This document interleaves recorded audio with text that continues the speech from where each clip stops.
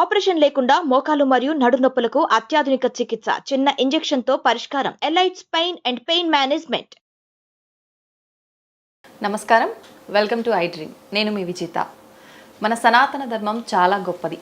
సనాతన ధర్మం యొక్క విలువలను మనం తెలుసుకోవాలన్నా, వాటిని కాపాడాలన్నా ఆధ్యాత్మిక పరంగా ఎన్నో సందేహాలు ఉంటూ ఉంటాయి. అటువంటి సందేహాలన్నింటినీ మనం నివృత్తి కనుక చేసుకోగలిగితే మన విలువలను మనము ఫాలో అవ్వచ్చు, అదేవిధంగా విలువలని కాపాడవచ్చు. అటువంటి విలువలు మనం తెలుసుకోవాలి అన్నా, అటువంటి సందేహాలు నివృత్తి చేసుకోవాలన్నా మనకు చెప్పేవాళ్ళు ఖచ్చితంగా ఒక మంచి పొజిషన్లో ఉండి మనకు విలువలని మంచిగా అందించేవారై ఉండాలి. అటువంటి వారు ఇప్పుడు నాతో పాటు ఉన్నారు. వారెవరో కాదండి, విశ్వపతి టీవీఆర్కే మూర్తి గురువు గారు. ఇప్పుడు సార్తో మాట్లాడి మరిన్ని విషయాలన్నింటినీ తెలుసుకుందాం. నమస్కారం సార్. నమస్కారం తల్లి. ఎలా ఉన్నారు సార్? ఫైన్ అమ్మా, బాగున్నా. మీరు అందరు ఎలా ఉన్నారు? బాగున్నాం సార్, మేము కూడా. చాలా సంతోషం సార్ మిమ్మల్ని కలిసినందుకు. చాలా సంతోషం తల్లి, నాకు కూడా. ఇంతకుముందు కూడా చాలా విషయాలు మాట్లాడుకున్నాం కదా. అవును సార్, అవునవును సార్. చాలా మంది నిత్యం పూజ చేస్తూ ఉంటారు, దైవారాధనలో ఎక్కువగా ఉంటూ ఉంటారు. అయినా కూడా వాళ్ళ జీవితంలో అసలు ఎటువంటి ప్రశాంతత అనేది ఉండదు. మామూలుగా చెప్తుంటారు కదా సార్ పెద్దవాళ్ళు, ఎక్కువగా దేవుడి ఆరాధనలో ఉన్న వాళ్ళకి ప్రశాంతత ఉంటుంది అని చెప్పి. కానీ ఆ ప్రశాంతత అనేది వాళ్ళ జీవితంలో లోపిస్తూ ఉంటుంది. అటువంటి వారికి అసలు ఎందుకు సార్ భగవంతుడు ఎందుకు సపోర్ట్ చేయడంటారు? ఏం చెప్తారు దాని గురించి మీరు? అంటే ఒకటి తల్లి, మనం అందరం ఏమనుకుంటామంటే ఈ జన్మలో మనం ఇన్ని కష్టాలు పడుతుంది. ఇప్పుడు మీరు అన్నారు కదా, ఎంతోమంది ఎన్నో భగవంతుడి పూజలు చేస్తూ ధర్మంగా ఉంటూ అయినా కూడా రకరకాల కష్టాలు పడటం మనం చూస్తుంటాం జీవితాల్లో. సో మనకు అప్పుడు అనుమానం వస్తుంది అనమాట, ఏంటి అదే ఎందుకు ఇంత ధర్మంగా ఉన్నా, అందరు చెప్తారుగా భగవంతుని ఆరాధిస్తూ ఉన్నా, ఎప్పుడు ఆయన్ని తలుచుకుంటున్నా, ఆయన సేవలో ఉన్నా, అండ్ ఏదైనా ఈ వ్రతాలు నోములు ఇవి చేస్తూ ఇంత చేస్తున్నా కూడా ఈ కష్టాలు మాత్రం మనకి ఎందుకు పోవట్లేదు అనుకుంటారు కదా. ఎంతోమంది చూస్తుంటాం మనం, ఎన్నో ధర్మంగా ఉంటాం.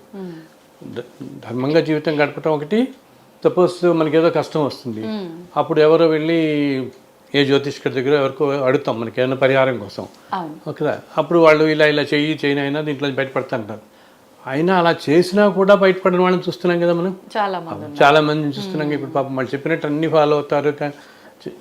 ఏదైనా క్షేత్రానికి వెళ్ళి దర్శించుకోమని చెప్తారు, లేకపోతే 40 రోజులు నిద్ర చేయండి, 3 రోజులు చేయండి, ఇలా ఉండండి, 3 రోజులు నిద్ర చేయండి, లేకపోతే 40 రోజులు నిద్ర చేయండి, లేకపోతే ఈ యజ్ఞం చేయండి, ఇవన్నీ చేయండి. అన్ని చేస్తున్నా కూడా వీళ్ళకి ఒక్కోసారి వీళ్ళు చెప్పినట్టు అన్ని చేస్తున్నా కూడా మనకి అంత ఉపశమనం కలగదు ఒక్కోసారి కదా.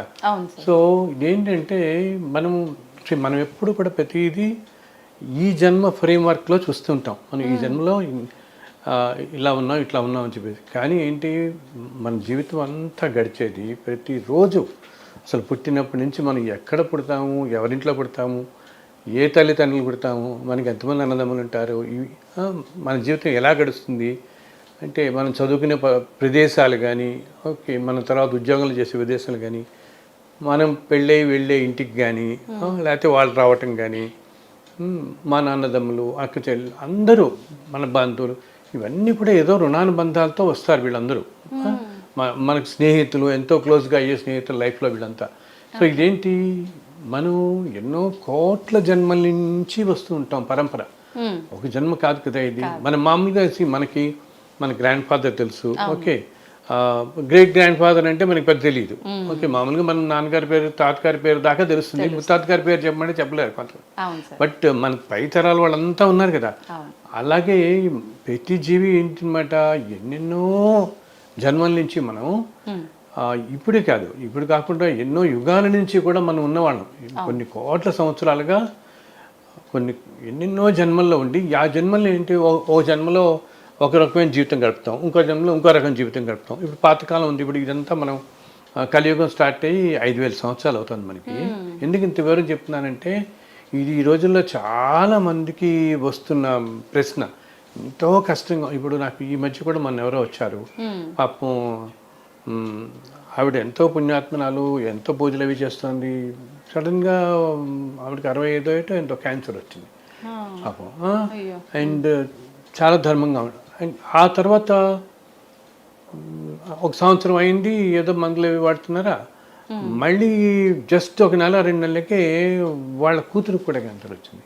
అరే మరి ఎంత బాధాకరం, ఎంతో చక్కటి కుటుంబం, ఎంతో చక్కగా ఉండి అన్ని విధాల ఎంతో మంచి ధర్మంలో నడుస్తూ కూడా ఏంటి ఇది కష్టం మీద కష్టం కదా, ఆవిడకి రావటం ఏంటి, మళ్ళీ కూతురికి రావటం ఏంటి, పోనీ ఏమన్నా అన్యాయాలు చేస్తున్నారు. జనరల్ మనం ఏమనుకుంటాం, ఏం అన్యాయాలు అధర్మం చేసే వాళ్ళకి అనారోగ్యాలు వస్తాయని, వీళ్ళు అన్నీ చేస్తున్న వాళ్ళు, బట్ వీళ్ళకి ఎందుకు ఇలా కలిగింది అంటే ఏంటన్నమాట, ఇంతకుముందు మనం జన్మల్లో ఈ జన్మల్లో ఎప్పుడెప్పుడు ఏమేం చేసుకున్నాం అది మనకి తెలియదు కదా.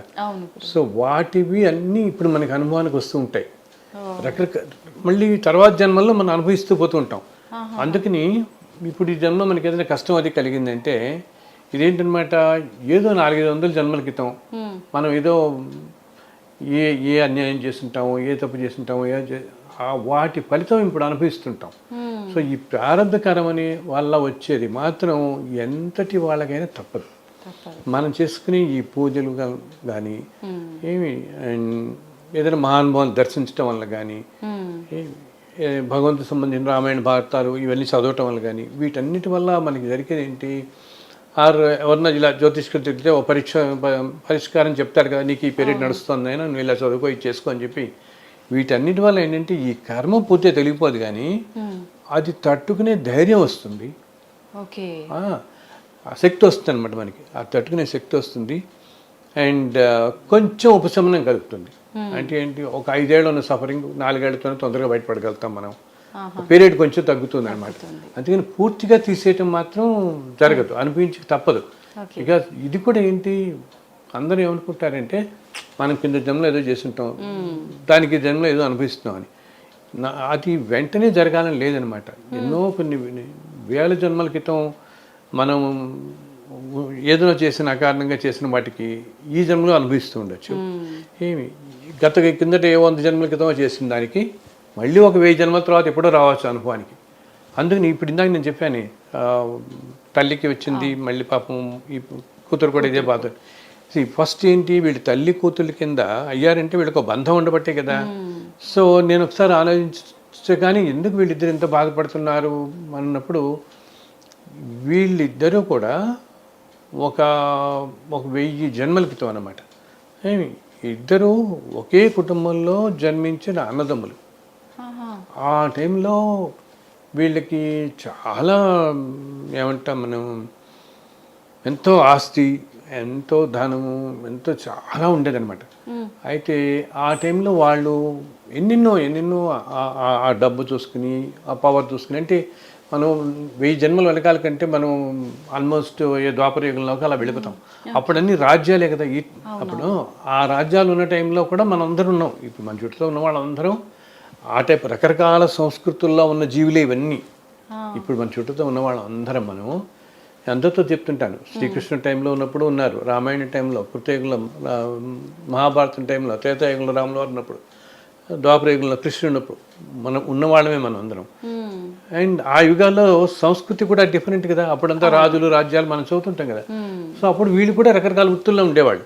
సో అప్పుడు ఏంటి, కొంతమంది ఏదో సైన్యంలో పనిచేస్తూ, కొంతమంది ఏదో వ్యవసాయంలో ఉండి, కొంతమంది ఏదో వ్యాపారాల్లో ఉండి, ఈ జీవన వృత్తులన్నీ డిఫరెంట్గా ఉండేవి. అవన్నీ వ్యవస్థల్లో ఉన్నవాళ్లే ఉన్నా కూడా వాళ్ళు అప్పుడు కూడా ఏవో తప్పులు చేసి ఉంటారు కదా రకరకాల కారణాలతో. సో అలా ఈ కుటుంబం వాళ్ళు వీళ్ళేమిటి, అప్పుడు ఒక అన్నదమ్ములుగా జన్మించి ఎన్నో అన్యాయాలు చేయటం వల్ల తర్వాత ఏమైంది, ఎన్నో జన్మల్లో ఇప్పుడు ఆ తర్వాత జన్మలు వాళ్ళకి అంత సక్రమంగా రాక ఎన్నో కష్టాలు పడుతూ ఉండి, ఈ జన్మలో ఏమైంది, అన్నదమ్ములు కదా. సో ఆ రుణం ఉంది కదా వాళ్ళిద్దరికీ. ఆ రుణం ఉండటం వల్ల ఈసారి మళ్ళీ తల్లి కూతులుగా పుట్టారు. కొంతమంది ఏమో తల్లి కొడుకులుగా పుట్టచ్చు, ఓకే, లేకపోతే చెల్లెలుగా పుట్టచ్చు. సో ఇద్దరు పుట్టి అప్పుడు చేసిన కర్మలు అవన్నీ కూడా ఇప్పుడు ఈ జన్మలో అనిపిస్తున్నారు అనమాట వీళ్ళు. అర్థమైందా? నీకు బంధం ఉండబట్టేమో స్నేహితుని వాళ్ళ అన్నదమ్ములైనప్పటికీ తల్లి కూతురి కింద ఆ బంధం మళ్ళీ కలిపింది. మనం వెళ్ళే ప్రదేశం కూడా మనమ్మ, ప్రతి మనిషి మనం ఎక్కడ పుడతామన్న బట్టే, ఏ ఇంట్లో పుడతామన్న బట్టే మన జీవితం అంతా డిసైడ్ అయిపోతుంది కదా. సో డిసైడ్ అవ్వటువంటి ఏంటిది, ఇది ఇంతకుముందు మనం చేసుకున్న జన్మల్లో చేసుకున్న ఆ పుణ్యపాప ఫలాలు ఎలా అనుభవించాలో అక్కడికి వచ్చి మనం పుడతాం.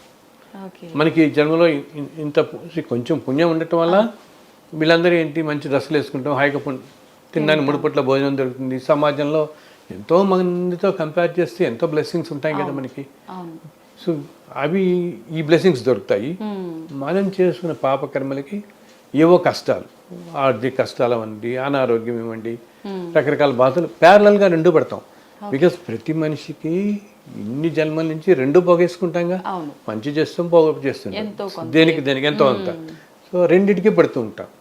సో అందుకని ఏం చేయాలంటే ఇట్లా వచ్చినప్పుడు అసలు నిజంగా అంటే అది చాలా కష్టం, కానీ ఎంతో ఉన్నత స్థితిలో ఉంటే కనుక మన మైండ్ తెచ్చుకోగలిగితే సాధనతో కానీ ఆ తాపత్రయంతో కానీ ఏమంటారంటే పెద్దవాళ్ళు చెప్పేది, నేను నీకు వచ్చిన కర్మని అనుభవించు, ఇది తీసేయమని అడగద్దు అంటారు భగవంతుడిని.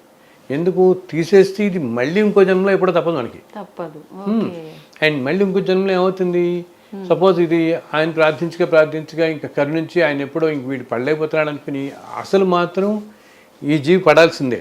సో ఇప్పుడు కాదు 40 జన్మల తర్వాత ఇస్తాడు మళ్ళీ మనకి ఇది.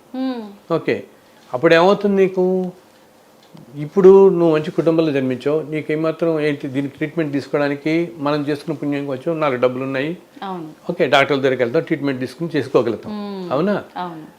ఇప్పుడు ఇలా ఈ జన్మలు ముందుకెళ్తూ ఇది ఇంకో 40 జన్మల తర్వాత వెళ్ళింది అనుకో తల్లి, మనం నమ్ముకుని భగవంతుడు కరుణించి ఇంత వేడుకుంటే నేను పడలేకపోతాను మహాప్రభు, ఇంకా నా వల్ల తట్టుకోలేకపోతే శక్తి లేదు, ఇది నాకు తీసేయి అని అంటే ఆయన ఏం చేయడం, తీయరు. ఎప్పుడు ఇంకో జన్మలోకి ఎప్పుడైనా వెళ్ళచ్చు. కానీ ఏమవుతుంది, ఈ 40 జన్మల్లో మనం ఇంకా ఎన్నో పాపాలు చేస్తాం కదా, ప్రతి జన్మలో అన్ని బాగానే ఉండాలని లేదు కదా.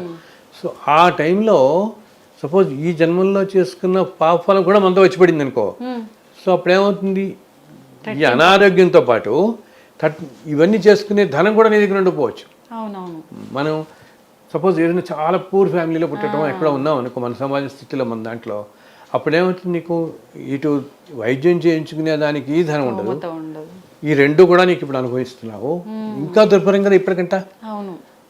ఇలా ఎన్నో రకాలు ఇంకా ఎన్నో చెప్పచ్చు, ఎన్నో కారణాల చేత అందరు మహానుభావులు చెప్పేది ఏంటంటే, ఏదన్నా మనకి అనారోగ్యం అనండి, ఏదైనా ప్రాబ్లమ్స్లో ఉన్నప్పుడు నాయన దీని నుంచి ఉపశమనం కలిగించు, ఈ తట్టుకునే శక్తి మాకు అని ప్రార్థించాలి.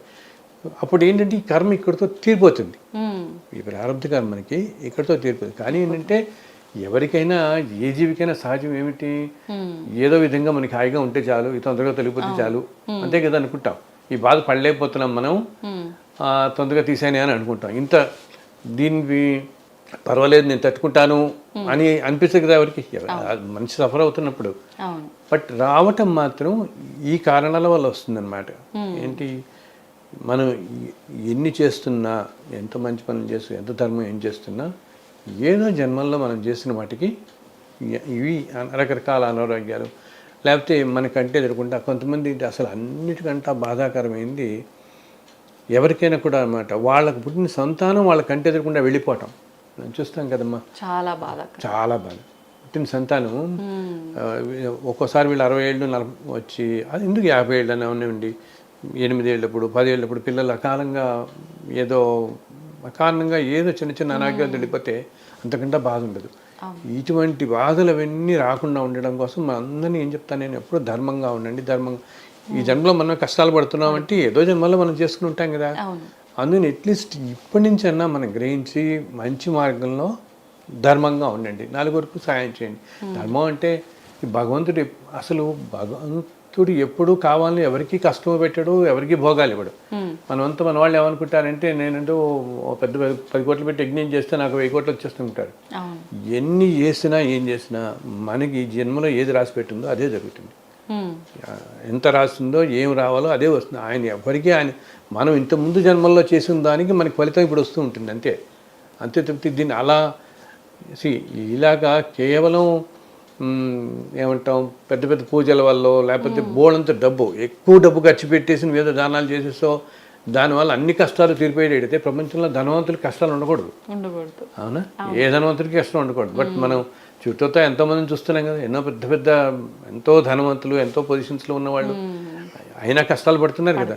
అంటే ఏంటనమాట, ఈ జన్మలో నీకు ఏమున్నాయి, నువ్వు చాలా పవర్లో ఉన్నావా, ధనంతో నీకు ఎప్పుడున్న ధనం కానీ పొజిషన్ కానీ ఈ భోగభాగ్యాలు కానీ నువ్వు పూర్వజన్మలో చేసుకున్న పుణ్యఫలం వల్ల నీకు వచ్చే తప్పితే నీకు వచ్చిన కష్టాన్ని ఇవేమీ తీసేయలేవు. నీకు వచ్చే ఆ కష్టము, నువ్వు పడాల్సిన అనారోగ్యం, ఇవి మాత్రం ఇంతకుముందు జన్మలో నువ్వు ఏదో పాపం చేసుకుంటావు కాబట్టి ఇది పడుతున్నావు. అందుకని ఇప్పుడు మనకి ధనము, పొజిషను, పవర్ ఉన్నవాళ్ళు మనం ఏమనుకోవాలి, ఇవన్నీ నేను పుణ్యం చేసుకున్న వాళ్ళు ఉన్నాను, ఇవి ఉన్నాయి కదా అని చెప్పి మన అహంకారం తెచ్చుకుని ఇంకా పాపం చేసామనుకోండి, ఇంకా ముందు జన్మలో ఇంకా ఎక్కువ పడాల్సి వస్తుంది ఇవాళ. అదనమాట. అయితే సార్ మీరు చెప్పారు మనం ఇప్పుడు ఎంత తాపత్రయపడ్డా ఎన్ని పూజలు చేసినా మనకు ఏదైతే ప్రాప్తం ఉందో అదే వస్తుంది అని చెప్పి, మరి అలాంటప్పుడు ఎందుకు ఈ పూజలు చేయడము అని అంటారు కదా, వాళ్ళకి అదే ఇప్పుడు ఇందాక చెప్పాను కదా, ఎందుకు పూజలు చేయడం ఇదంతా అంటే మనకి ఈ తట్టుకునే శక్తి రావడం కోసం అనమాట. ఇప్పుడు అనారోగ్యం వీటివి తట్టుకోవడానికి కనుక శక్తి లభించినా మనకి సరిపోతుంది కదా.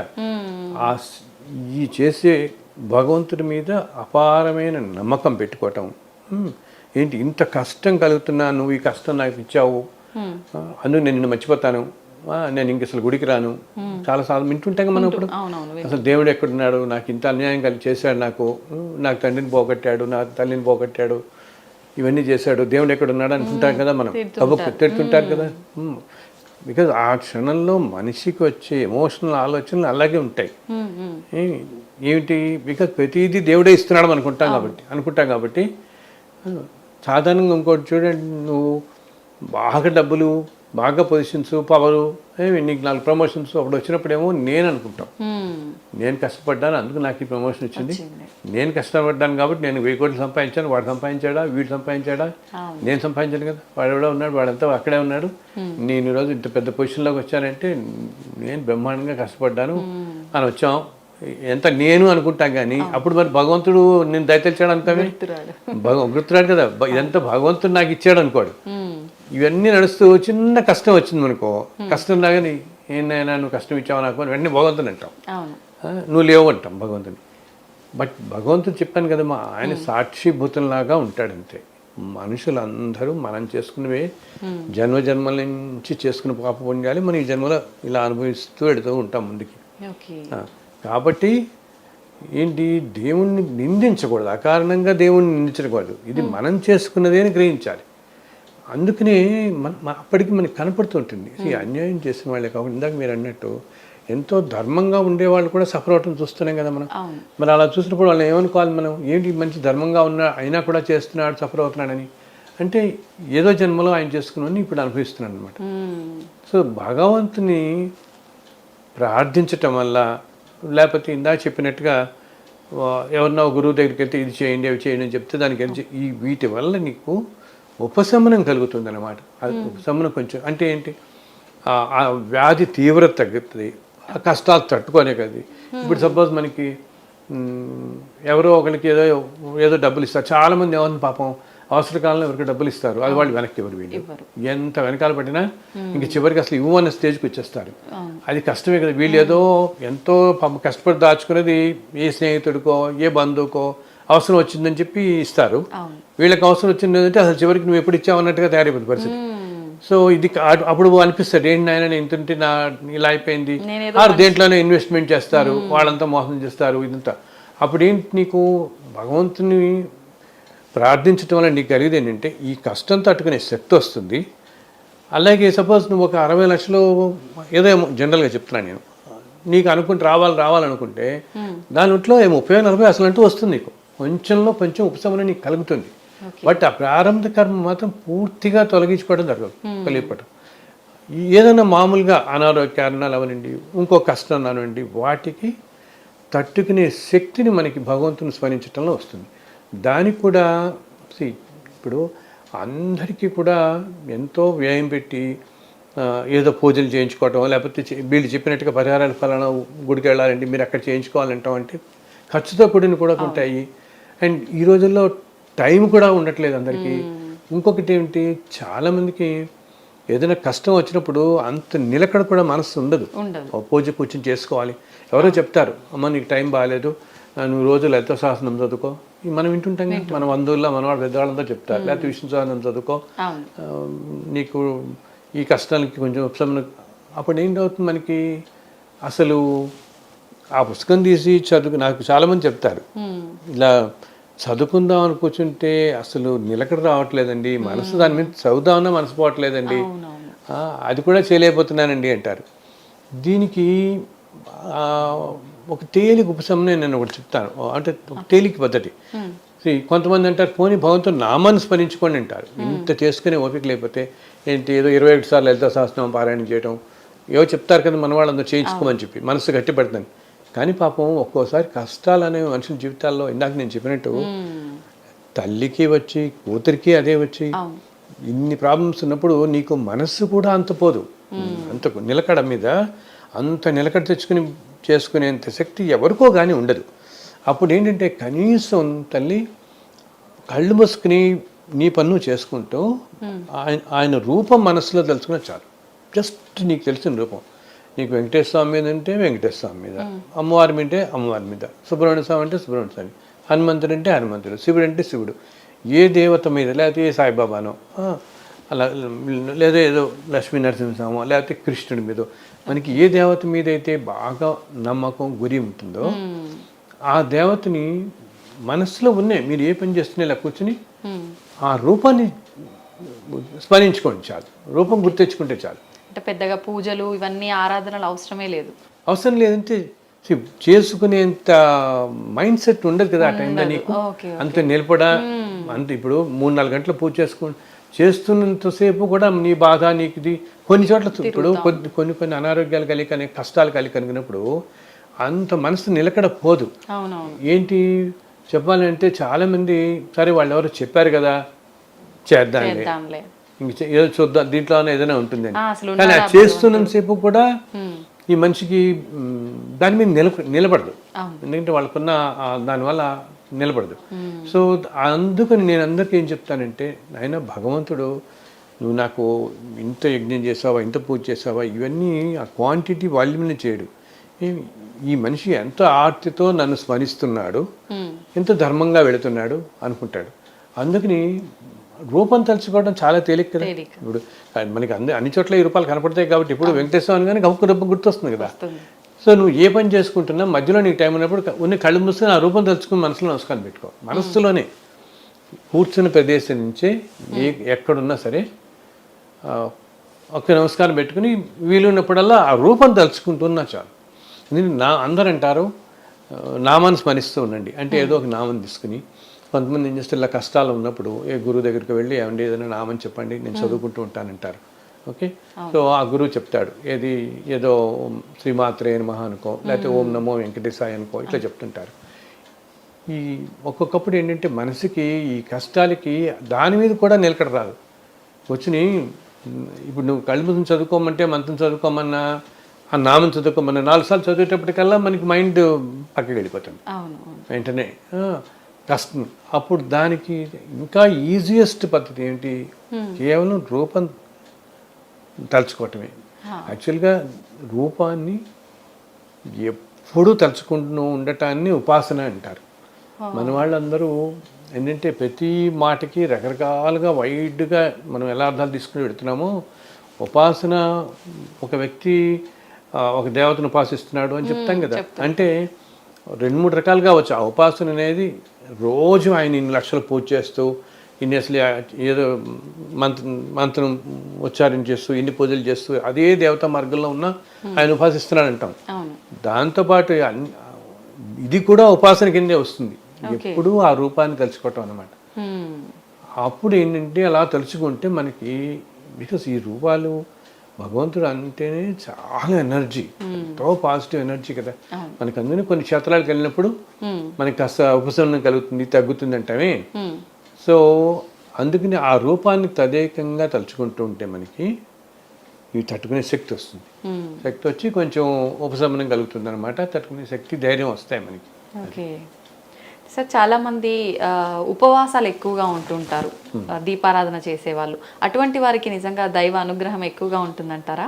అది ఏంటంటే తల్లి, ఇవన్నీ కూడా ఎవరి వారి వ్యక్తిగత ఇష్టానుసారాలు, వాళ్ళ నిర్ణయాలు, వాళ్ళ ఆలోచనలు, వాళ్ళ దృక్పథం బట్టి చేసుకునేవి తప్పితే అసలు యాక్చువల్గా ఉపవాసం అంటే మనం తినటం మానేయమని భుజించడం మానేయమని కాదు అర్థం. ఉపవాసం అంటే భగవంతుడికి దగ్గరగా ఉండటం అన్నమాట. ఓకే. దాన్ని ఉపవాసం ఉంటారు. అతి దగ్గరగా భగవంతుడికి దగ్గరగా ఉండటాన్ని ఉపవాసం ఉంటాం మనం. ఓకే. సో అది ఎందుకు పెట్టారు? ఏదైనా పూజ చేస్తున్నప్పుడు మీరు ఇది ఇప్పుడు ఉపవాసాలు అన్నవే అట్లా ఉన్నప్పుడు ఏంటంటే సపోజ్ ఎప్పుడు కూడా మన మనస్సు ఆలోచనలు మనం తినే ఆహారం బట్టి కూడా ఉంటాయి. ఈ సాత్విక ఆహారం, ఏ ఆహారం ఎంత తీసుకుంటున్నాం, ఎలా తీసుకుంటున్నాం, దీన్ని బట్టి మన ఆలోచన మన మనస్సు పనిచేస్తుంటుంది. ఒక రోజు ఏదైనా ఒక పూజ చేస్తున్నావు అనుకున్నాం, ఆ రోజు కనుక నువ్వు చాలా ఎక్కువ ఆహారం తీసుకున్నావు అనుకో, అప్పుడేమవుతుంది, శరీరం మీద పనిచేసి మనస్సు మీద అది పనిచేసి నీకు దీని మీద ఏకాగ్రత కుదరదు. అందుకని వీళ్ళు ఏమంటారు, తక్కువ ఆహారం తీసుకోండి లేదా ఉపవాసం ఉండండి అంటారు. ఓకే, అంటే ఏమి తినకుండా ఉండటం. కానీ అది అందరికీ ఇప్పుడు ఒక్కొక్కళ్ళ వయస్సుని బట్టి, వాళ్ళ స్థితిని బట్టి, వాళ్ళ జీవన విధానం బట్టి, వాళ్ళ ఆరోగ్య స్థితిని బట్టి అందరికీ కుదరకపోవచ్చు ఉపవాసం అనేది. సో ఇందాక నేను చెప్పిన దాని ప్రకారం భగవంతుడి దగ్గరగా ఉండటం ఉపవాసం. అందుకని నువ్వు కావాల్సిన దాంట్లో మిగతా ఆహారం ఏదో ఒకటి కొంచెం తీసుకొని చక్కగా పూజ చేసుకోవచ్చు. నేను చాలామంది చెప్తాను, కొన్ని వ్రతాలు అవి చేసేటప్పుడు కానీ, కొన్ని పూజలు చేసేటప్పుడు కానీ స్ట్రిక్ట్గా ఉపవాసంతో ఉండాలి అంటే భగవంతుడు ఏమీ అనుకోడు తల్లి, పాలు తాగండి, 4 అరటిపడి తినండి. నేనైతే కొంచెంమందికి ఏమీ పర్లేదు, లైట్గా ఏదైనా టిఫిన్లో కూడా తినండి, ఆయన ఏమీ అనుకోడు. ఆయన కావాల్సింది మనిషి ఏమీ తినకుండా ఆ వ్రతంలో అక్కడ కూర్చునేసేపు నానా తంటాలు పడిపోతుంటే భగవంతుడి మీద దృష్టి ఎక్కడ పోతుంది? మనం చేసి ఆ వ్రతం మీద దృష్టి ఎక్కడ పోతుంది? కొంచెం శరీరం కూడా స్థిమితంగా ఉండాలి కదా కూర్చునేటప్పుడు.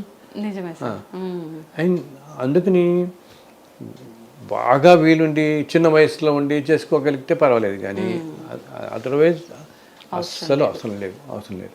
అండ్ ఇవన్నీ కూడా తల్లి అలా మనకి ఓపెన్ చేసుకోవడం, కానీ అదర్వైజ్ అసలు ఏమాత్రం అవసరం లేదు. ఇవన్నీ కూడా ఇంకోటి ఏంటి, కాలాన్ని పెట్టారు. ఇప్పుడు మన చిన్నప్పుడు కాలంలో మనకి ఋతువులు అన్నీ డిఫరెంట్గా ఉండేవి. అసలు ఈ ప్రొఫెషన్స్ లేవు కదా, ఇప్పుడున్న ఈ సాఫ్ట్వేర్లు, ఈ బ్యాంకులు, ఈ ఉద్యోగాలు, ఈ గందరగోళం ఇవన్నీ లేవు.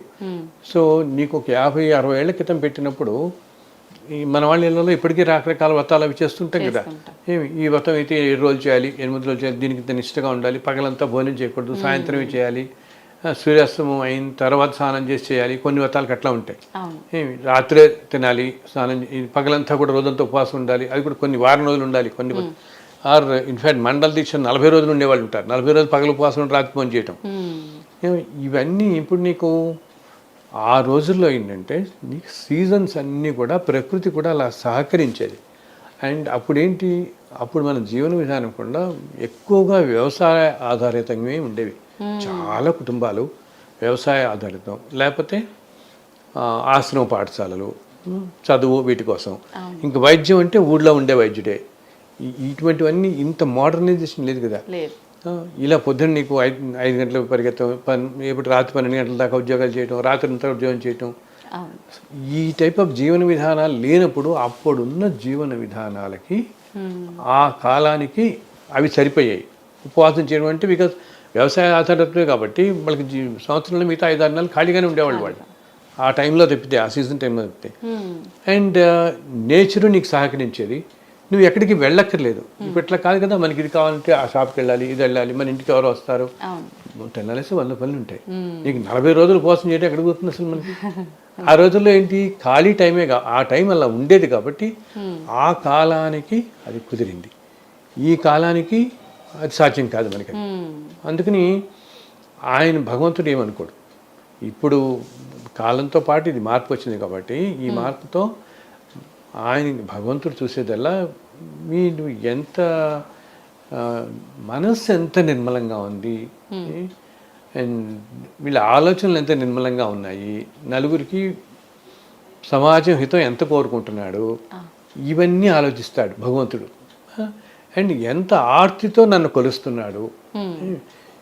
కొంతమందికి ఎలా ఉంటుందంటే తల్లి,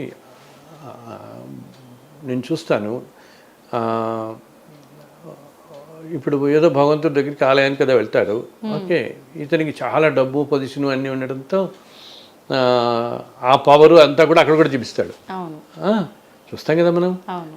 ఆయన చూపించిన తర్వాత ఏదైనా ఏదో అనారోగ్యం కలిగితే ఎవరో చెప్తారు, నువ్వు వెళ్ళి అక్కడికి వెళ్ళి ఏదో గుడిలో ఏదో పూజ చేయమంటే దాన్ని నా గుడికి నేనే చైర్మను, నేను బ్రహ్మాండం చేస్తానని చెప్పి వెళ్ళి అక్కడ కూర్చొని ఆ పూజ చేయిస్తాడు. ఏదో వాళ్ళ ఇంట్లో ఎవరికో అనారోగ్యంకో దేనికో.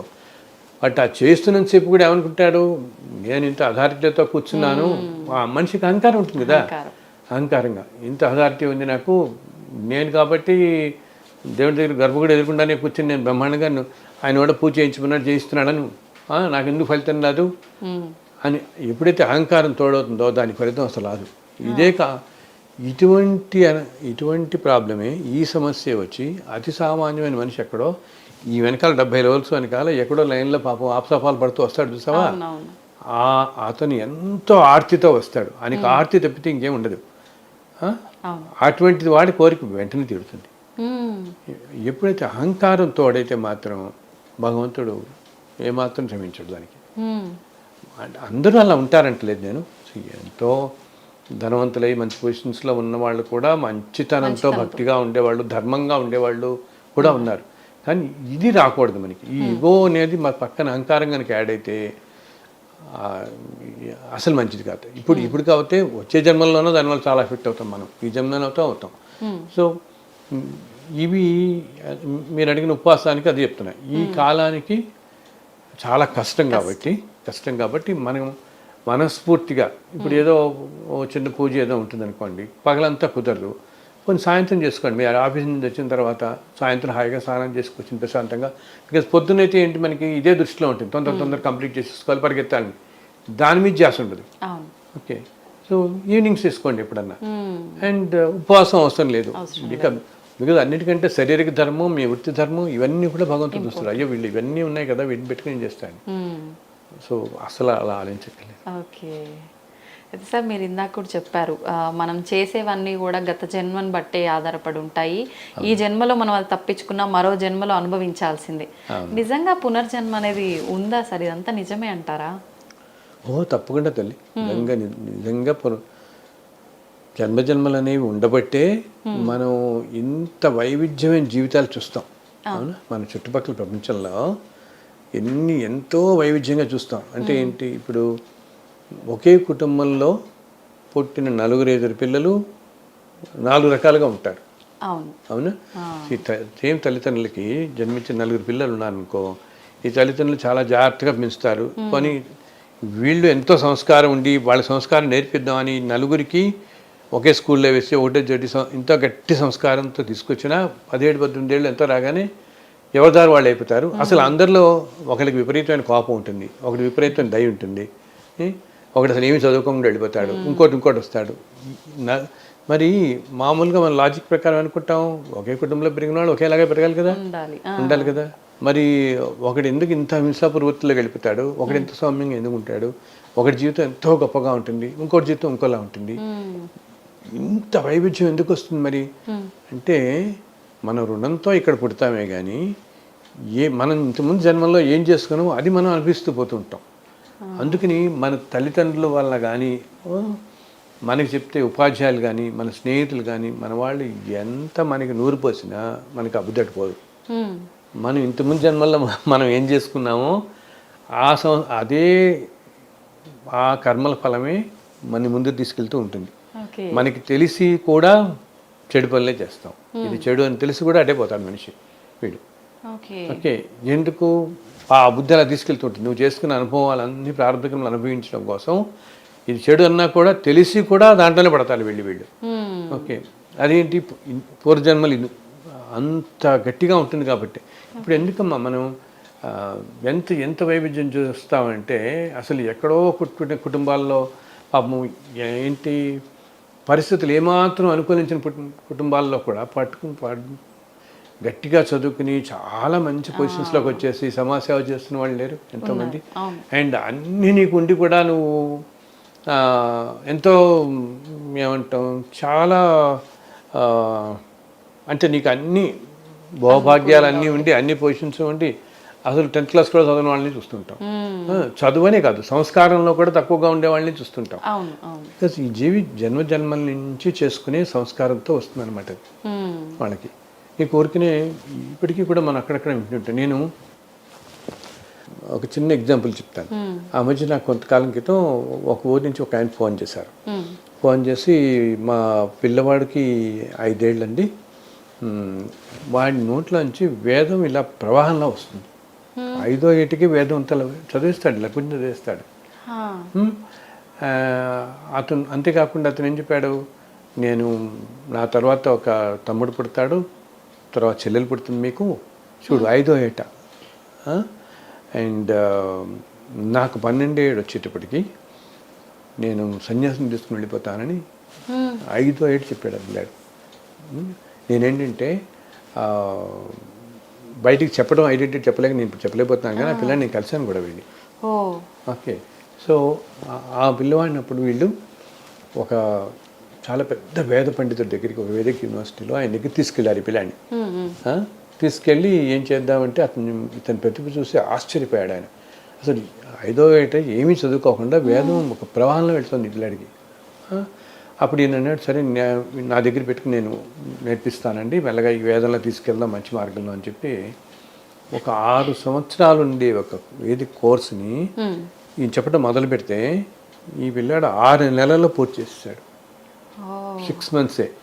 ఎందుకు ఇంత ప్రతిభ ఇతనికి వచ్చింది అంటే, ఇంతకుముందు జన్మల్లో ఇతను చాలా మహాపండితుడో మహర్షో ఏదో అయ్యి ఈ జన్మలో ఇలా జన్మ తీసుకోవడంతో ఆ వాసన ఉండిపోయింది కదా, సో నోట్లోంచి ఆ ప్రవాహం అలా వెళ్ళిపోతుంది అతనికి. ఓకే, అంటే ఏంటంటే ఏదో ఏమంటాం, ధర్మాన్ని మళ్ళీ ఇక్కడ కొంచెం ధర్మ సంస్థాపన కోసం మనం ఇప్పుడు ఒక చంద్రశేఖర్ సరస్వతి, కంచి మహాస్వామి ఇలా వస్తుంటారు కదా, రకరకాల మహానుభావులు, రమణ మహర్షి ఇట్లా వచ్చినట్లు ప్రతి కాలంలోనూ భగవంతుడు పంపిస్తుంటాడు. అలా ఈ పిల్లవాడు ఏదో జన్మలో చాలా గొప్ప వేద పండితుడో ఒక మహర్షో ఈ జన్మలో ఏదో ఒక ప్రత్యేక కార్యం కోసం పుట్టినవాడు అనమాట. సో నేను పర్సనల్గా చూశాను ఆ పిల్లవాడిని. అంతేకాకుండా ఆ పిల్లవాడు ఏంటి తెలుసా, అసలు పొద్దున్న అతనికి చిన్నప్పుడే ఉపనయనం చేస్తారు, ఇప్పుడు 10 ఏళ్ళు వచ్చాయి అతనికి. అతను చెప్పినట్టే చెల్లెలు పుట్టింది, తమ్ముడు పుట్టాడు పడి. అండ్ ఇప్పుడు పొద్దునే 3:30-4కి వాడితో వాడు లేచిపోతాడు ఇంట్లో. లేచిపోయి వెంటనే తల మీద స్నానం చేసేసుకుని అలా ధ్యానంలో కూర్చుంటాడు. ఇప్పుడు 8 దాకా ధ్యానాలు కూర్చుంటాడు. ఏమడగడు, తల్లి ఏమైనా పాలిస్తే తాగుతాడు ఇమ్మని, అసలు ఏమడగడు. రోజంతా కూడా ఏమైనా పెడితే తింటాడు, ఏమిటి అడగడు. అండ్ ఇంకా ఆశ్చర్యం ఏంటి, అతన్ని ఎవరైనా వేరే కొత్త వాళ్ళు అనమాట వచ్చి ఏదైనా పొరపాటున తాకితే అతను తట్టుకోలేడు ఆ ఎనర్జీని. బికాస్ అతనికి అంత ఎనర్జీ ఉంటుంది అన్నమాట, అంత పాజిటివ్ వైబ్స్ ఉండటంతో వేరే వాళ్ళు ఎవరితోనూ అసలు మాట్లాడు. ఎవరైనా వాళ్ళ ఇంటికి ఏదో పని మీద ఎవరో ఒకళ్ళు వస్తారు కదా, వాళ్ళ చుట్టాల బంధువులు ఎవరైనా బయట వాళ్ళు ఎవరైనా వచ్చినప్పుడు పొరపాటు ఇలా ఏదైనా మాట్లాడుతూ ఏదో భుజం మీద ఇలా ప్యాక్ చేసినట్టు చేసాం అనుకో, ఆ పిల్లవాడికి వామిటింగ్ అయిపోతుంది. ఓకే, ఏంటంటే ఆ నెగిటివ్ ఎనర్జీని తట్టుకోవాలి, ఇది శక్తి అనమాట. సో ఆయన నాకు ఒకసారి ఇప్పుడు ఏమవుతుంది, 2 విధాలుగా వాళ్ళకి అదొక విధంగా బ్లెస్సింగ్, ఇటువంటి మహానుభావుడు జన్మించిన కుటుంబంలో. మరి వీడిని ఏ పద్ధతిలో తీసుకెళ్లాలన్నది కూడా చాలా పెద్ద బాధ్యతే, సమస్య కదా, చాలా పెద్ద బాధ్యత కదా. సో నాకు ఆయన ఫోన్ చేసి అడిగారు, గురుగారు ఇట్లా ఉంది, నేను ఒకసారి ఆ పిల్లాన్ని తీసుకుని మీ ఇంటికి వద్దాం అనుకుంటున్నాను అంటే, నేను అన్నాను లేదులేండి, నేనే మీ ఊరు వస్తున్నాను ఏదో పని మీద, 5 నెలల్లో వచ్చినప్పుడు వస్తానండి అన్నా నేను. అంటే అలాగే చాలా సంతోషం స్వామి, నేను తప్పకుండా అన్నాడు. సో నేను ఆ తర్వాత వెళ్ళినప్పుడు వాళ్ళ ఇంటికి వెళ్ళాను. వెళ్ళి ఇలా కూర్చున్నాను, ఆ పిల్లవాడు అక్కడ కూర్చున్నాడమ్మా. 2 నిమిషాలు ఇలా మాట్లాడాము. మాట్లాడిన తర్వాత జస్ట్ 2 మినిట్స్ ఆ పిల్లవాడిని ఇలా మాట్లాడగానే వేదం చదివాడు, వచ్చేస్తాను ఇంక వేదం అతనికి. వచ్చి అలా అక్కడ కూర్చున్న వాళ్ళు అలా ఎదురకుండా వచ్చిన వాళ్ళు కూర్చున్నాడు. అందరూ వాళ్ళు ఆశ్చర్యపోయారు, అసలు ఈ పిల్లాడు వాళ్ళు ముట్టుకోడు, ఒకటి దగ్గరికి వెళ్ళాడు, మీ దగ్గరికి వచ్చి మీ వాళ్ళలో కూర్చున్నాడు అని. ఎందుకు నేను వెంటనే అప్పుడు అన్నా, మన ఇద్దరు ఇంతకుముందు జన్మల్లో కలుసుకున్నాను గుర్తున్నాను కానీ ఇదే అడిగా నేను. అంటే అవునన్నాడు. నువ్వు కృష్ణుడు ఉన్నప్పుడు, ఒక ద్వాపరయుగంలో కృష్ణుడు ఉన్నప్పుడు ఒక మహర్షివి కదా, ఇప్పుడు మళ్ళీ జన్మ తీసుకున్నావు నువ్వు, అండ్ అప్పుడు నేను కూడా కలిసాను నిన్ను, గుర్తుంది కదా నీకు అన్నాను. గుర్తుంది అన్నాడు. ఉన్నంతసేపు నేను వాళ్ళ ఇంట్లో 1 గంట సేపు అసలు నా ఒళ్ళోంచి లేవలేదు. ఆ తర్వాత వాళ్ళు ఇప్పుడు మా ఇంట్లోనే కొంచెం భోజనం చేయండి అన్నారు, అంటారుగా మన వాళ్ళు. అవునవును. సో సాయంత్రం వెళ్ళాం మేము. అనేటప్పటికి ముందేమో ఫస్ట్ టైం కదా మనం వెళ్ళటం, మనకి మాట ఉంటుంది కదా. వద్దండి నేను వెళ్తానండి అంటే, లేదు లేదు స్వామి మీరు మొట్టమొదటిసారి వచ్చారు, మీరు కాస్త అనేప్పుడు సరే అని చెప్పి మేము కూర్చున్నాం. ఏదో దోశలు ఏదో టిఫిన్ వేసి పెట్టారు. సో నేను రుక్మిణి కూర్చోగానే మనం వాళ్ళు కూడా కూర్చోమన్నాం, మీరు కూడా కూర్చోండి. వాళ్ళ అమ్మ నాన్నగారు కూడా ఉన్నారు, పెద్దవారు 80 ఏళ్ళు వాళ్ళకి. వాళ్ళను కూర్చొని తినండి అంటే పాపం ఆయన ఎంత మొమ్మాట పడి, లేదు స్వామి ముందర మీరు నైవేద్యం స్వామికి ఇచ్చినట్టే మీకు పెట్టిన తర్వాత మేము తింటాము, ముందర మీరు చేయండి అని మా ఇద్దరిని కూర్చోండి. సో నేను వెళ్ళి ఆ డైనింగ్ టేబుల్కి నేను ఇట్లా కూర్చున్నాను తల్లి. నేను కూర్చున్న ఒక్క నిమిషంలో వీడు పరిగెత్తుకుంటూ వచ్చి నా పక్కన కూర్చున్నాను. వీడు నేను కూడా తింటాను ఇంత పాటి. ఓకే. సో వాళ్ళు ఆశ్చర్యపోయారు. సో ఎందుకు ఇదంతా చెప్తానంటే, పూర్వజన్మలు అనేవి లేకపోతే ఈ పిల్లవాడికి ఎక్కడి బంధం ఎలా వస్తుంది, అండ్ ఇంత ప్రవాహం ఎలా వస్తుంది. ఇంత ప్రవాహం 5వ ఏట ఒక్కసారిగా అంత చదువుతున్నాడంటే, ఇతను ముందు ఇలాగా నేను ఇటువంటి పిల్లల్ని అక్కడక్కడ 5-6 చూశాను నేను ఇప్పుడు. ఇతనే కాదు, నేను ఏంటంటే తల్లి వీళ్ళు ఒక అంటే నేను కొంతమంది పీఠాధిపతులు వీళ్ళందరూ చెప్తుంది కూడా, ఇప్పుడే ఈ పిల్లవాడిని ఈ ప్రపంచంలో తీసుకురావద్దు బయటికి. బికాజ్ ఈ నెగిటివ్ ఎనర్జీని తట్టుకోవడం చాలా కష్టం వీళ్ళు. అండ్ ఈ రెండింటిని సింక్రనైజ్ చేసుకుంటూ వెళ్ళటం కూడా వీళ్ళకి కష్టం ఒక ఏజ్ వచ్చేంత వరకు వాళ్ళని. అందుని చెప్పి అక్కడక్కడక్కడక్కడ ఇట్లా ఉన్నారు ఈ పిల్లలు.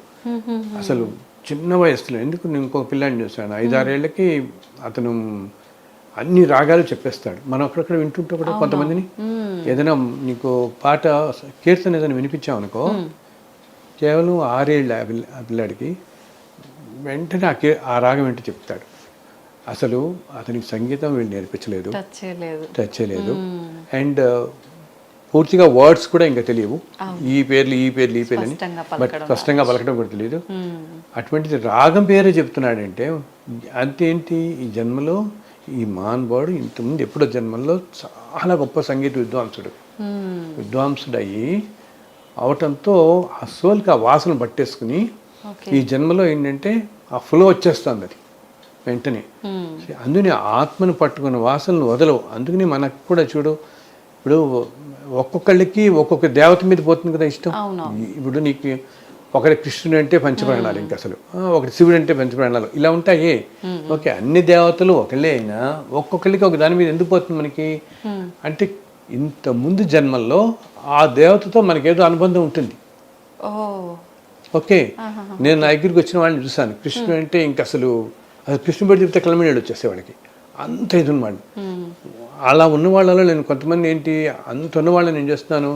ఇప్పుడు ద్వాపరయుగంలో శ్రీకృష్ణుడు ఉన్నది 125 సంవత్సరాల పాటు. 125 సంవత్సరాల పాటు ఉన్నప్పుడు ఆయన్ని ఎన్నో లక్షల మంది చూశారు కదా అక్కడ. సో వీళ్ళల్లో వీళ్ళు కూడా ఒకళ్ళు అనమాట. వాళ్ళు తర్వాత రకరకాల జన్మలు ఎత్తితే ఇప్పుడు మనం అంత మామూలు సామాన్యంలాగా ఉన్నాం. కానీ ఆ కృష్ణుడి తత్వానికి అంత ఆకర్షింపబడి కృష్ణుడు అంటేనే అసలు ఎంతో ఆకర్షణ కదా. ఒక అల్టిమేట్ లవ్ అంటామే, ఆ ప్రేమ ఆకర్షణకి ఆకర్షితం అయిపోయి వీళ్ళకి ఏమవుతుంది, మధ్యలో కృష్ణుడిని జస్ట్ 5000 సంవత్సరాల క్రితం ఉన్నది ఇక్కడ భూమి మీద మనకి, మన ద్వాపరయుగంలో. సో 5000 సంవత్సరాల్లో ఈవెన్ ఒక్కొక్కళ్ళు 70-80 ఏళ్ళు బతికారనుకున్నా ఒక 120-130 లైఫ్స్ ఏవో వెళ్ళి ఉండొచ్చు వీళ్ళందరికీ కూడా. 70-80 బర్త్స్ అయింటే 70-80 జన్మలు అంటే అతి తక్కువ కదా ఇన్ని కోట్ల జన్మల్లో. కాబట్టి ఏంటి, వీళ్ళకి ఆ కృష్ణుడు అనే ఆకర్షణ ఉండిపోయి ఈ జన్మలో వాళ్ళు ఏదో ఉద్యోగం చేస్తున్నా, ఏ ప్రొఫెషన్లో ఉన్నా కృష్ణుడు చూడగానే ఇంక వాళ్ళు ప్రాణం లేచి వచ్చేస్తుంది కృష్ణుడు అంత. అలాగే కొంతమంది శివుడు ఇలా చూస్తున్న వాళ్ళని నేను చూస్తాను. వాళ్ళేంటి ఇంతకుముందు జన్మల్లో ఏ కాశీలో పుట్టిన వాళ్ళు, లేకపోతే ఆ కాశీలో అర్చకుల కుటుంబంలో పుట్టిన వాళ్ళు, ఎప్పుడు కూడా ఆ పరమేశ్వరుడి దగ్గరగానే ఉంటారు వీళ్ళు. సో ఆ సోల్కి అది అలా ఉండిపోయి ఈ జన్మలో వాళ్ళు తెలియకుండానే శివుడి మీద వాళ్ళు దృష్టి పోతూ ఉంటుంది. ఆర్ ఇంకా కొంతమందిని నేను చూస్తుంటాను, వాళ్ళేంటి ఎప్పుడో 1000 ఏళ్ల క్రితం ఎంతో ఏమంటాం గొప్ప గొప్ప స్తోత్రాలు అవి రాసిన వాళ్ళు, ఓ ఫలానా దేవత మీద ఎంతో ఉపాసన మార్గంలో ఉండి, సో అంత గొప్ప స్తోత్రాలు అవి రాయటంతో ఇప్పుడు మళ్ళీ మామూలు జన్మలు తీసుకున్నా అది ఉండి ఆ వాసన నుండి ఇంకా విపరీతమైన ప్రేమ భక్తి వచ్చేస్తుంది ఆ దేవత అంటే. ఇంకా హనుమంతుడనో సుబ్రహ్మణ్య స్వామినో విపరీతమైన భక్తి వస్తుంది. సో ఇవి ఇటువంటి మనం అందరం వింటుంటాం కదా. ఇప్పుడు మనం చెప్తాం ఎంత, ఇప్పుడు ఎవరో తిరుపతి వెళ్ళమని చెప్తే నాకు శ్రీశైలం ఇష్టం అని శ్రీశైలం వెళ్ళిపోయేవాళ్ళు ఉంటారు. ఎప్పుడు శ్రీశైలం ప్రతి నెల వెళ్ళిపోయే వాళ్ళు ఉంటారు. ఎందుకు అవుతారు శివుడికి ఇంత అట్రాక్ట్ అవుతున్నారంటే వాళ్ళకి అది ఆ జన్మలో ఏదో అవుతుందన్నమాట. సో ఈ జన్మల బంధాలు ఇలా ఉంటాయి, పూర్వజన్మలోనే ఉండటం, ఈ బంధాలు ఇలా ఉండటం. అంతేకాకుండా మనం చేసే ఉద్యోగాల వాటిలో కూడా కొంతమంది మనకి ఎంతో దగ్గర అవుతారు కదా, చాలా స్నేహితులేని. అసలు సాధారణంగా ఏమనుకుంటాం మనం, చిన్నప్పటి నుంచి స్నేహం ఉన్న వాళ్ళే చాలా క్లోజ్ అవుతారు అనుకుంటాం ఇప్పటికీ. కానీ ఒక్కొక్కసారి నువ్వు ఏదో ఉద్యోగంలో చేరిన తర్వాత 24-25 ఏళ్ళకి పరిచయమైన పరిచయాలు కూడా అసలు మన అన్నదమ్ముల కంటే కూడా మనకి దగ్గర అయిపోతారు. వీళ్ళు అంతో క్లోజ్ అయిపోతాం. అన్ని విధాలు మన కష్ట నష్టాలు అర్థం చేసుకోవటం, మనకి ఒక ఆలంబనగా ఉండటం కానీ, పూర్తిగా మనకి ఆ సాంత్వన ఇచ్చేవాళ్ళు కానీ. ఏంటంటే ఏదో జన్మలో మనకి వీళ్ళతో ఏదో అనుబంధం ఉంటుంది. అనుబంధం ఉండటంతో తెలియకుండానే మన కష్టకాలను వాళ్ళతో పంచుకోవడం, వాళ్ళ మన దగ్గర అవటం ఎంత జరుగుతుంది. సో తప్పకుండా ఉన్నాయి పూర్వజన్మలు జన్మజన్మల బంధాలు ఉంటాయి అన్నమాట. ఓకే. అయితే సార్, మనం చేసిన మంచి అనేది ఖచ్చితంగా మనతోటే వస్తుంది. పెద్దవాళ్ళు చెప్తూ ఉంటారు, అరే వద్దురా ఎవరిని ఇబ్బంది పెట్టొద్దు, మనం మంచి చేస్తే మంచి తిరిగి వస్తుంది మనకు అంటుంటారు. ఇదంతా నిజంగా అవుతుందంటారా సార్? అవుతుందమ్మా. మనం ఇప్పుడు అంతా అందరికి నలుగురికి సహాయం చేయండి. ప్రతివాళ్ళు మన చిన్నప్పటి నుంచి మనకి అదే కదా చెప్పేది అనమాట. అంతే. ఎప్పుడు అమ్మా మంచి పనులు చేస్తే డెఫినెట్గా మంచి మనకు వస్తుంది. అంత తిరిగి అది ఎన్నో రూపాల్లో రావచ్చు అనమాట. ఈరోజు ఏంటి మనం ఇంకొకటి రావటం కూడా ఏంటి, నువ్వు ఈ జన్మలోనే వస్తుందని కూడా అనుకోక్కర్లే. ఇప్పుడు నువ్వు చూడు, కొంతమంది అతి బీద కుటుంబాల్లో పుట్టినా కూడా ఎవరో ఒకళ్ళు వాళ్ళకి టైంకి సహాయం చేసి వాళ్ళని చదివిస్తున్న వాళ్ళు కనపడతాం కదా. అవునా? వాళ్ళు మంచి చదువుకోవాలనుకుంటారు, ఏదో టైంకి వాళ్ళకి కుదురుతుంది. అండ్ అందరికీ రావట్లేదు కదా ఇది. అవునా? ఎన్నో లక్షల పాపం పేద కుటుంబాలు ఉంటే కొన్ని కుటుంబాలకే, కొంతమంది పిల్లలకి ఈ అదృష్టం వస్తుంది. ఓకే, ఎవరో ఏదో ట్రస్ట్ పెడతారు, 50 పిల్లల నుంచి చదివిద్దాం అనుకుంటారు, వాళ్ళు ఏదో పిక్ చేస్తారు, దగ్గరలో ఉన్న స్కూల్లో ఇంకోటో చూసుకుంటారు, 50 మంది పిక్ చేసి వాళ్ళని డిగ్రీలో చదివిస్తారు, చక్కగా చదువుతారు. ఓకే, ఆ పేద కుటుంబంలో పుట్టిన మరి ఇది అందరికీ లభించట్లే కదా. ఆ పక్క స్కూల్లోనో పక్క బిల్డింగ్లోనో వాడికి రాదు, ఇప్పటికి వీడికి వచ్చినట్టు రాదు. ఎందుకు? ఈ పిల్లవాడు ఇంతకుముందు జన్మల్లో నలుగురికి ఎంతో సహాయపడ్డాడు. ఓకే, అర్థమైందా? ఇంతకుముందు జన్మల్లో ఎంతో సహాయపడిన వాడయ్యి తాను చేసుకున్న కొన్ని కర్మల వల్ల జన్మించడం మామూలు అతి సాధారణ కుటుంబంలో జన్మించినప్పటికీ నువ్వు అంత మంచి చేసావు కాబట్టి ఇంకో రూపంలో భగవంతుడు నీకు చూపిస్తున్నాడు. నీకు ఆ సహాయం లభిస్తుంది. ఇంకోళ్ళకి లభించిన సహాయం నీకు ఎందుకు లభిస్తుంది? ఇంత జన్మలో నువ్వు చేసుకున్నావు కాబట్టి, ఆ పుణ్యం చేసుకున్నాం కాబట్టి మనకి ఇది లభిస్తుంది. అందుకని మనకి ఇది లభించి మనం పైకి వచ్చినప్పుడు ఏం చేయాలి? మనం మళ్ళీ ఇంకో 10 మంది చేయడానికి చేయాలి. మనకి ఆ భగవంతుడు ఆ శక్తి ఇచ్చినప్పుడు ఇంకో 10 మంది చేస్తే మనకి ఇది ఇంకో జన్మలో ఉపయోగపడుతుంది. అందుకని అందరికీ చెప్తాను, ఎప్పుడు మీరు చేసే మంచి కానీ ఏదైనా కూడా అది ఎప్పటికీ మీతో ఉంటుంది, మీ వెన్నంటి ఉంటుంది, మీరు రక్షిస్తూ ఉంటుంది అన్నమాట. అలాగే ఇంకోటి ఏంటి, అన్నిటికంటే కూడా అసలు ఎంతో శక్తివంతమైన బ్లెస్సింగ్ ఏంటంటే ఒక సోల్ మన మంచి కోరుకోవటం, ఒక ఆత్మ 10 మందికి సహాయం చేయి.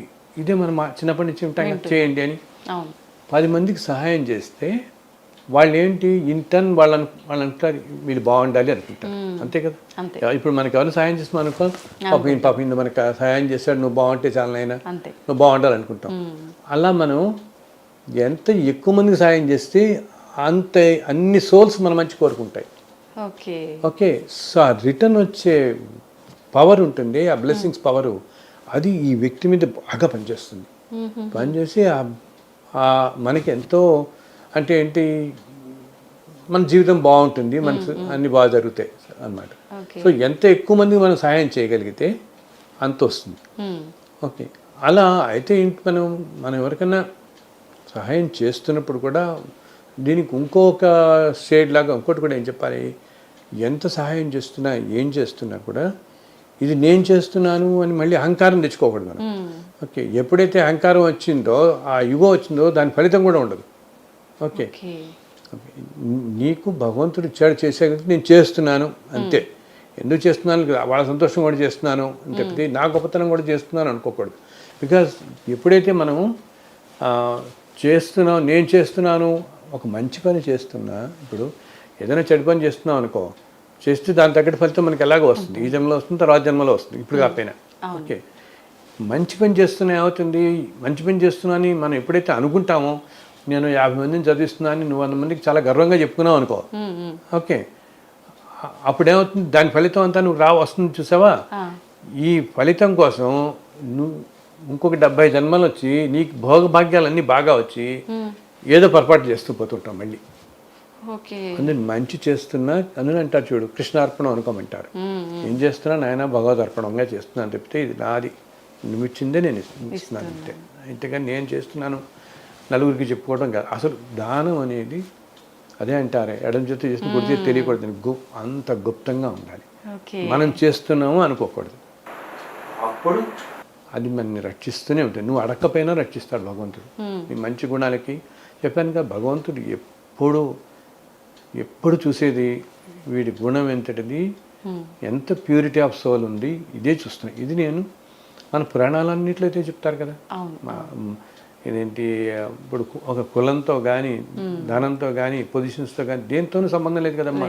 అతి సామాన్యంగా జన్మించిన వాళ్ళు మనం అంటాం. యాక్చువల్గా ఆళ్వార్లని, విష్ణు భక్తులు 12 మంది ఆళ్వార్లు, మహానుభావులు. వాళ్ళు రకరకాల నేపథ్యాల కుటుంబాల్లో జన్మించారు. కానీ వాళ్ళు రాసిన 4 ప్రబంధం అంటే ఈరోజు ఎంతో గొప్ప, ప్రతి ఆలయాల్లో చదవబడుతుంటాయి. అతి సామాన్యం. సో మనం జన్మించిన దీంతోగానే, అంటే ఏ నేపథ్యంలో, ఎవరింట్లో, ఎక్కడ, ఎటువంటి పరిస్థితులు పుడుతున్నాం ఏమి కాదు. మన మనస్సు ఎంత ప్యూర్గా ఉన్నది ఉన్నదాన్ని బట్టి. అందుని చూడు, కొంతమంది అంటారు మంచి మాట మాట్లాడు అంటారు. కొంతమందికి ఏంటంటే ఆ మనస్సు నిర్మలంగా ఉండేవాళ్ళు, ఇప్పుడు ఏదైనా కష్టంలో ఉన్నప్పుడు మనం ఒక గురువుల దగ్గరికి వెళ్తే 4 మంచి మాటలు చెప్పండి అయ్యా అని అడుగుతాం కదా. మనం తీసుకెళ్తుంటామే, ఆయన ఒకసారి మీ బ్లెస్సింగ్ కోసం తీసుకొచ్చామండి అంటుంటారు చూసావా. ఎందుకు, ఒక ప్యూర్గా ఉండే సోలు ఆ మనిషిని దీవిస్తే అది తప్పకుండా అయి తీరుతుంది. ఆ ప్యూరిటీకి అంత పవర్ ఉంటుంది. అర్థమైందా, మనిషి కానీ ఆ ప్యూరిటీకి అంత పవర్ ఉంటుంది. ఈ పవర్ నీకు ఎన్నో పూజలు, ఎన్నో యజ్ఞాలు చేసినా రాకపోవచ్చు. ఎందుకు, ఇవన్నీ చేసినందువల్ల వస్తుంది. కానీ చేస్తూ కూడా ఇవన్నీ నేను చేస్తున్నానని కొంచెం గర్వం తెచ్చుకున్నాం అనుకో, అది జరగదు. అప్పుడు నీ మాట అవ్వదు. అలా కాకుండా ప్యూరెస్ట్ సోల్ ఉన్నవాడు అనుకో, అతి సామాన్యంగా బతుకుతూ కూడా ఎప్పుడూ నలుగురు మంచిగా కోరుకున్నవాడు నిన్ను, లేదు బాబు నువ్వు బాగుంటావు అని ఒక్క మాట అంటే చాలు. ఆ మాట ఏంటంటే, మాటకి ఒక మంత్ర శక్తి ఉంటుందన్నమాట. ఏంటి, మంచి వాళ్ళు పలికేది, ప్యూర్ సోల్స్ పలికేది, వాళ్ళు పలికేదానికి మంత్రశక్తి ఉంటుంది. అది చాలా బాగా పనిచేస్తుంది. అందులో మనం ఇందాక చెప్తున్న, మీరు అడిగిన దానికి ఇదే, 10 మందికి సహాయం చేయటం అంటే అన్ని బ్లెస్సింగ్స్ మనం కోరుకుంటాయి. దాంట్లో ప్యూర్గా ఉండేవాళ్ళు ఎవడో ఉంటాడు కదా, మహానుభావుడు. సో వాడి వల్ల మన జీవితం బాగా గడుస్తుంది. అందుని ఎప్పుడు అది మనం ఏంటి, ఏ మనిషి అయినా ఇన్స్టెంట్గానే చూస్తాం అన్ని ఈ క్షణంలో ఏమిటి, మన ఎమోషన్స్, మన కోపం, మన ఇది ఇట్లాగే అనుకుంటాం. బట్ ఈ ఎమోషన్స్ని మనుషులు కంట్రోల్ చేసుకోవాలి. విపరీతమైన కోపం తెచ్చుకోవటం, విపరీతంగా మనకు వచ్చే ప్రతి కష్టానికి అవతల వాడే కారణం అనుకోవటం, వాళ్ళపైన నెట్టేయటం, వీడి వల్లే మనకి జరిగింది అని. ఓకే, అసలు ఒక చోట ఉద్యోగం రావటం కానీ, ఒక చోట ఉద్యోగం పోవటం కానీ మన జాతకంలో రాసింటే అవుతుంది, మనం పూర్వజన్మల వల్లే. కానీ ఓకే, అక్కడ ఉండే ఆ మేనేజింగ్ డైరెక్టర్, ఆ చైర్మన్ ఉండే కారణభూతులు అవుతాడే కానీ, ఇది నీకు ఏ కంపెనీలో ఉన్నా నీకు జరుగుతుంది. ఆ ఏజ్లో మనం చేసుకున్న పూర్వజన్మ కర్మను బట్టి మనకి ఈ విధంగా జరగాలంటే నువ్వు ఎక్కడున్నా కూడా జరిగి తీరుతుంది నీకు. అలా కాకుండా మనం ఏం చేస్తాం, ఇదిగో మా బాస్ ఇట్లా చేశాడు, నన్ను చాలా దుర్మార్గుడు వీడు, నా వీడు రాచేస్తాడు, నా ఉద్యోగం తీసేసాడు అంటాం. బట్ వీడే ఒక్కర్లేదు, అది ఆ టైంకి మనం చేసుకున్న ప్రారంభ కర్మ వల్ల మనకి పోతుంది అది. అంతేగాని అతను ఆ టైంకి అక్కడ కారణం అవుతాడు. అందుకని అకారణం కోపం తెచ్చుకోకుండా, మరి మనం ఏదో చేసుకున్న దానికి ఇట్లా రాసి పెట్టింది, భగవంతుని నమ్ముకుని ఇంకో చోట అప్లై చేసుకుందాం, ఇంకో చోట వెళ్ళిపోదాం అని మళ్ళీ ముందుకు వెళ్ళిపోతూ ఉండాలి. అప్పుడు వస్తుంది. సో లాజిక్ లేకుండా కోపాలు తెచ్చుకోవటాలు, ఎమోషన్స్, ఇవి మనిషిని పట్టుకుంటే గట్టిగా దానివల్ల ఏంటి, ఆ నెగిటివ్ ఎమోషన్స్ వల్ల నెగిటివ్ కర్మ యాడ్ అవుతుంటుంది మనకి.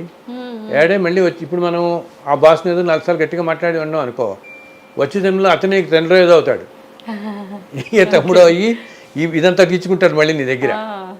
అర్థమైందా? అర్థమైంది. సో అక్కడితో ఒకటి నమస్కారం పెట్టి, సరే నేను ఇది నాకు జరిగింది, నేను జన్మలతో ఇంతకుముందు జన్మల్లో ఏం చేసుకున్నానో దానివల్ల ఇప్పుడు జరిగింది నాకు ఇది, అంతే తప్పితే ఈయన కాదు కారణం అనుకోకుండా మనం ముందుకు వెళ్ళిపోవాలి. అది చెప్పినంత తేలిక కాదు ఇది ఇవన్నీ.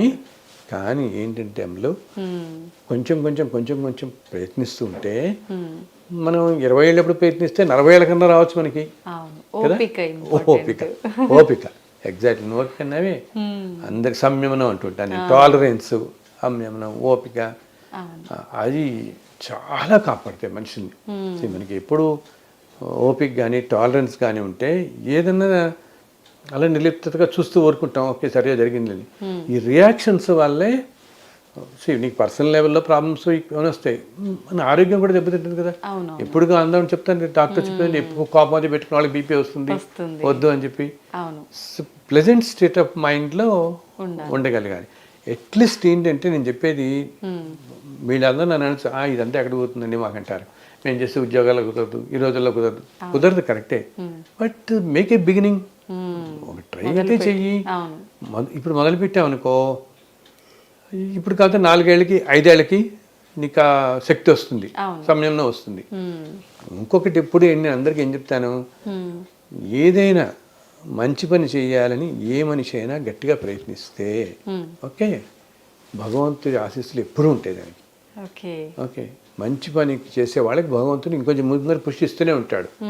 అందులో ఇప్పుడున్న కాలంలో మంచి పనులు చేసేవాళ్ళు కూడా తక్కువైపోయారు, ఆయన కనిపించట్లేదు ఎక్కువ మంది. సో ఎవడన్నా మంచి పని చేస్తున్నాడు కనపడితే, అయ్యప్ప వీడు కొంచెం ప్రయత్నిస్తున్నాడు, వీడు కొంచెం మనం కూడా సాయం చేద్దాం అనుకుంటాడు ఆయన. సో మనం ప్రయత్నిస్తూ పోతుంటే okay, don't get depress your self అంటాను నేను. అయ్యో నేను అనుకుంటున్నాను కానీ ఉండలేకపోతున్నాను అంటే నా దగ్గర అప్పుడు ఫోన్ చేసి అంటుంటారు, మీ వీడియోలో వింటుంటాం, మీ ధర్మం అనేది ఇంత సింపుల్గా చెప్తుంటారు, సంయమనం చెప్తుంటారు, కానీ ఒక్కసారి వచ్చేస్తుందండి నాకు చాలా కోపం వచ్చేస్తుంది అంటుంటారు. బ్లాస్ట్ అయిపోతుంటాను నేను. అప్పుడు వెంటనే అనుకుంటాను మళ్ళీ గుర్తు తెచ్చుకుని తగ్గించుకోవాలని. సో ఇప్పుడే రావట్లేదని కంగారు పడకండి, ఇప్పుడు కాబట్టి 4 ఏళ్ళకు 5 ఏళ్ళకు వస్తుంది, బట్ ప్రయత్నం మానద్దు. అండ్ ఇంకోటి, ఆ 5 ఏళ్ళకు వచ్చినప్పుడు తల్లి you will see how happy you feel really. అలా ఉండటం వల్ల మనం ఎంత హ్యాపీగా ఉండగలుగుతాము, ఆ దాంట్లో నిజంగా ఎంత హ్యాపీనెస్ ఉన్నది ఆ రోజు గ్రహిస్తాం. ఇప్పుడు గ్రహించలేకపోవచ్చు, ఇప్పుడు కష్టం, ఇప్పుడు మనకి ఓకే ఈ స్టేజ్ ఇప్పుడు కష్టం. 4-5 ఏళ్ళు అయిన తర్వాత అప్పుడు అర్థమవుతుంది మనకి, గ్రహిస్తాం. అండ్ ప్రయత్నించగా కొంచెం వస్తుంది. అండ్ 4-5 ఏళ్ళు కాబట్టి 10 ఏళ్ళకి వస్తుంది. అండ్ ఇంపార్టెంట్గా నీకు బికాజ్ మనుషులకి అందరికీ ఏమవుతుంది, 30 ఏళ్ళు 40 ఏళ్ళు వస్తున్న కొద్దీ ఇంకా ఇంకా ఇంకా రకరకాల బాధలు ఎక్కువ అవుతుంటాయి, చుట్టూతో ఉండేవన్నీ ఎక్కువ అవుతుంటాయి, మన ఓపిక నశిస్తూ ఉంటుంది కొంచెం, అన్నీ అవుతాయి కదా. అప్పుడు ఇంకా అవసరం నీకు సంయమనం, అంతే కదా అప్పటికి. సో అది బాగా వస్తుంది అప్పుడు మనకి ఇంకా. సో అసలంటూ ప్రయత్నం చేయండి, అది తేలికైపోతాం అప్పట్లో. అప్పుడు చక్కగా అన్ని ఏదైనా తట్టుకునే శక్తి ఆ టైంలో మనకు వస్తుంది. ఓకే, నిజంగా చాలా మంచి విషయాలు తెలియజేశారు sir. Thank you sir, thank you very much. చాలా సంతోషం తల్లి, చాలా సంతోషం.